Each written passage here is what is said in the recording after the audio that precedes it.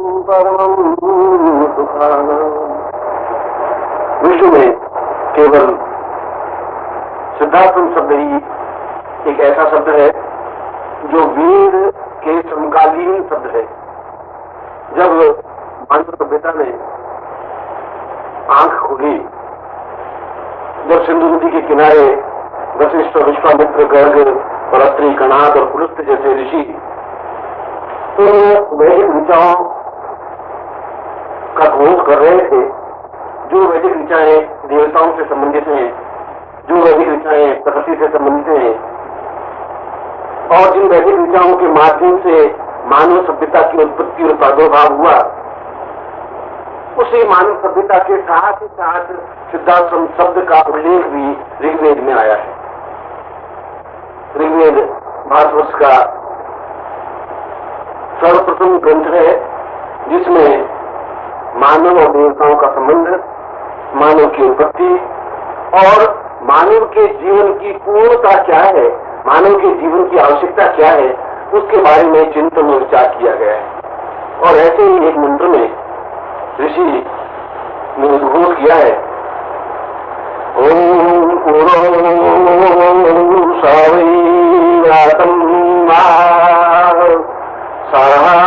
सर्वाम सिद्धो माम सिद्धस्रामाम दैवाताम पूर्णता। और इसका तात्पर्य है कि हम अपने जीवन में धनवान हो, सुखी हो, समृद्ध हो, यशस्वी हो और पराक्रमी हो, मगर साथ ही साथ हमारा आध्यात्मिक जीवन के क्षेत्र में भी हम उन्नति करते हुए उस सिद्धार्थ में पहुंच सके जो वास्तव में देवताओं से भी ज्यादा मूल्यवान और स्वर्ग से भी ज्यादा महत्वपूर्ण है। और इस ऋचा के माध्यम से हम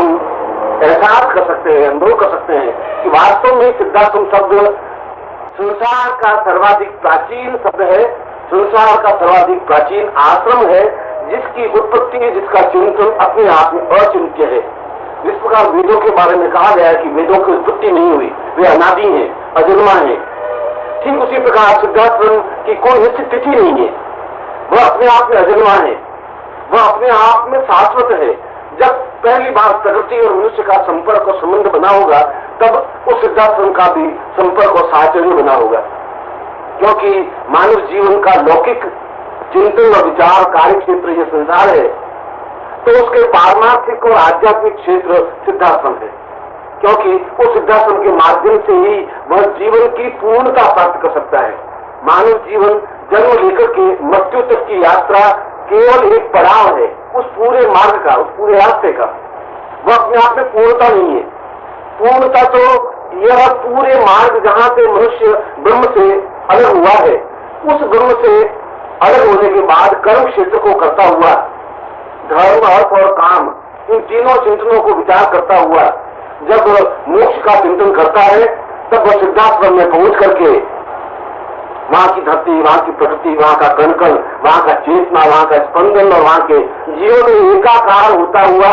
पुनः ब्रह्म में लीन हो जाता है। इस सारी प्रक्रिया को ब्रह्मत्व प्रक्रिया कहा गया है, और इसी ब्रह्मत्व प्रक्रिया के माध्यम से ब्राह्मण शब्द की उत्पत्ति हुई।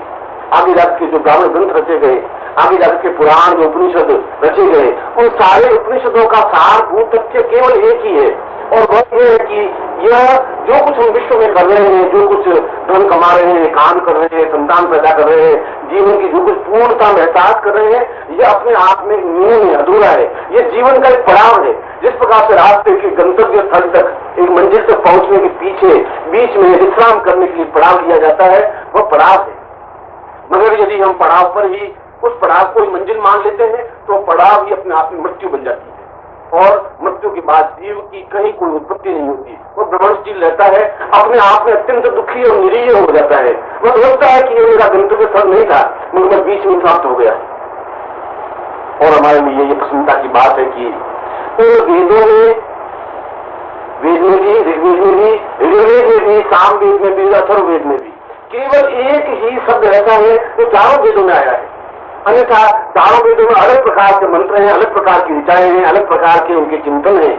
मगर सिद्धाश्रम के बारे में चारों वेदों में एक ही सोच से कहा गया है कि मानव जीवन की सार्थकता, मानव जीवन की पूर्णता सिद्धाश्रम पहुंचने में ही है।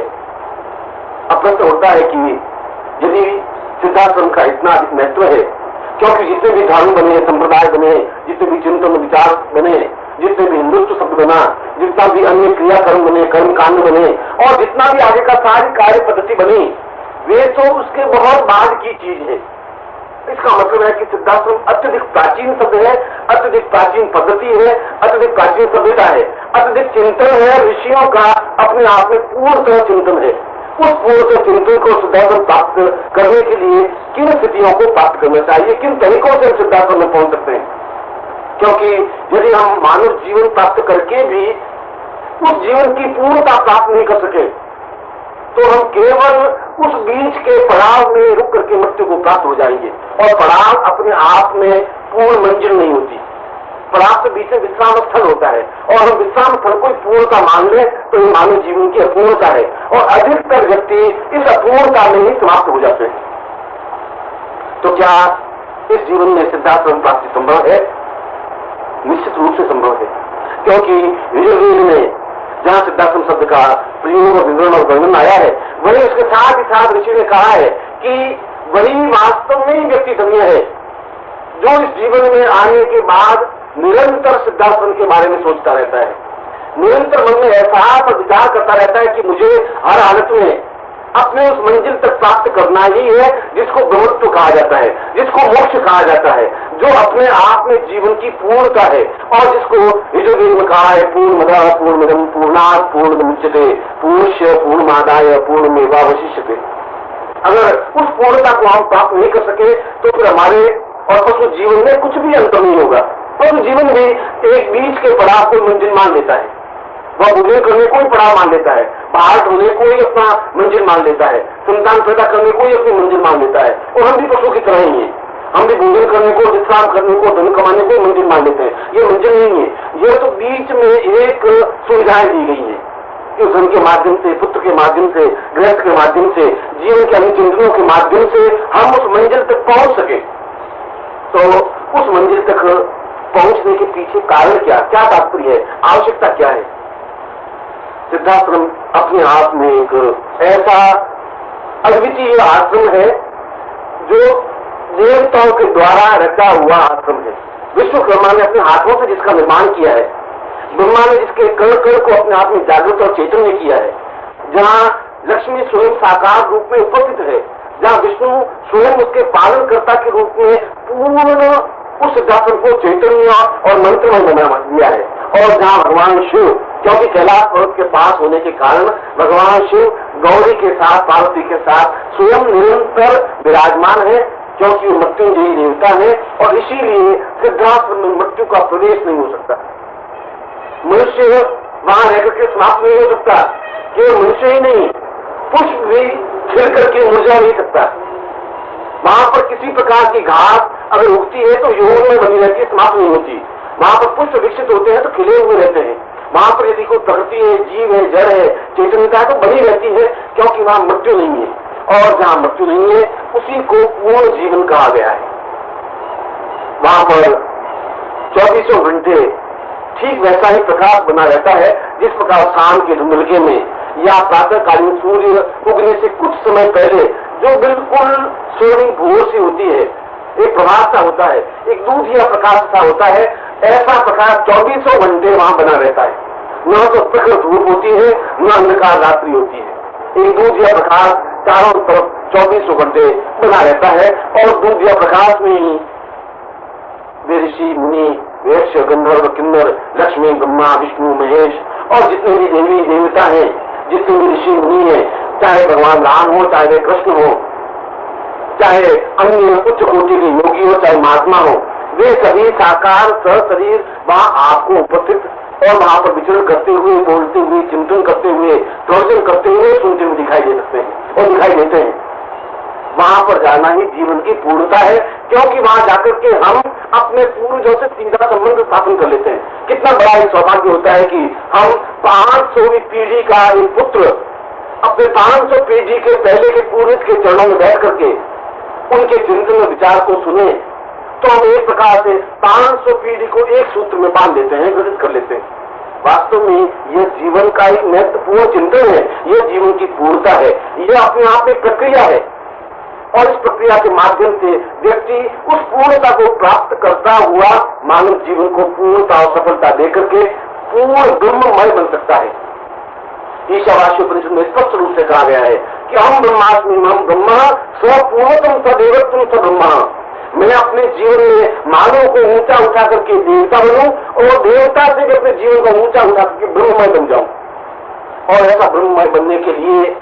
अपने आप को देवता में स्वरूप में स्थापित करना होगा और देवता में स्वरूप को स्थापित करने की क्रिया केवल सिद्धार्थ प्राप्ति के माध्यम से ही संभव है, क्योंकि वहां पर जिन्होंने भी, जिन ऋषियों मुनियों ने भी इस साकार कल्पना की, जिन्होंने अपने मुंह से वेदों की ऋचाओं का उद्घोष किया, हम वापिस उनके चरणों में बैठ करके उन मुखों से ही वापिस ऋग्वेद के घोष को सुन सकते हैं, वापिस ऋग्वेद के मंत्रों को सुन सकते हैं। और जो हमने गीता, श्रीमद् भगवद गीता के बारे में सुना कि भगवान कृष्ण ने अर्जुन को संदेश देने के लिए पूर्ण गीता का एक उच्चारण किया, हम वापिस उसी कृष्ण के पास बैठ करके, उस शरीर चिंतन के पास बैठ करके उनके मुंह से वापिस उस श्रीमद् गीता का पूर्ण चिंतन सुन सकते हैं, उन श्लोकों को सुन सकते हैं, उन मंत्रों को सुन सकते हैं। इससे बड़ा जीवन का सौभाग्य क्या प्राप्त हो सकता है।